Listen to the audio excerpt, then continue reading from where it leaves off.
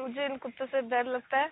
जब हम स्कूल या ट्यूशन जाते हैं तो ये हमें खाने को आते हैं। हमारी डिमांड है कि इन कुत्तों के बारे में कुछ किया जाए। पिछले 2-3 महीनों से रामबन टाउन की बात करें हम तो यहाँ तो जो है आवारा कुत्तों की वजह से काफी जो बच्चे स्कूली बच्चे शिकार हो रहे हैं, एम्प्लॉय शिकार हो रहे हैं, बाकी सीनियर लोग जो है उनको काफी सारे जो यहाँ दिक्कत आ रही है। तो इसको लेकर हम डिस्ट्रिक्ट एडमिनिस्ट्रेशन और म्युनिसिपैलिटी रामबन से ये अपील कर रहे हैं कि जो जितने भी ये कुत्ते हैं इन पर कोई एक्शन किया जाए ताकि जो यहाँ पे बच्चों को जो है सफर न हो। इसकी वजह से पिछले दिनों जो है काफी सारे जो जिन बच्चों को काटा यहाँ से उनको जम्मू तक भेजना पड़ा, मतलब तो काफी सारी जो दिक्कत आ रही है। तो इससे हम एडमिनिस्ट्रेशन अपील करते हैं कि इन कुत्तों को यहाँ से लेकर किसी मुनासिब जगह पे बंद किया जाए ताकि ये दिक्कत ना आए। इस पे एक्शन नहीं किया जाता तो जिस तरह इंडियन शीर ने श्रीनगर में कुत्ते जो सेक्रेटरी में पहुंचाए थे उसी तरह ये जितने भी कुत्ते हैं ये हमें या म्युनिसिपैलिटी में ऑफिस में लेने पड़ेंगे तो या एडमिनिस्ट्रेशन में लेने पड़ेंगे। इससे पहले इस पर एक्शन हो।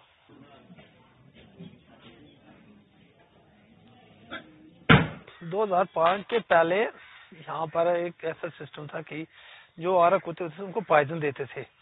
ये गवर्नमेंट ऑफ इंडिया ने बैन कर दिया। पर हमारे पास इंफ्रास्ट्रक्चर कोई नहीं, कुछ नहीं। जैसे जम्मू सिटी में है, उनके पास गाड़ियां होती हैं, उनके पास ट्रेन लोग होते हैं, उनके पास कोई ऐसे जैसे जाले पिंजरे जैसे होते हैं, उनमें उनको पकड़ते हैं और फिर उनको सेटलाइज करके छोड़ देते हैं दोबारा। अब इस बारे में मैंने डायरेक्टर साहब से बात की है 1-2 मीटिंग में। वो बोलते हम गवर्नमेंट को लिख रहे हैं कि हमें हर डिस्ट्रिक्ट में एक गाड़ी और 2-3 आदमी ये ट्रेन दीजिए ताकि हमें इनसे छुटकारा पाए। और जैसे हमें सर वहां से वो कोई मिलेगा हम शुरू कर देंगे।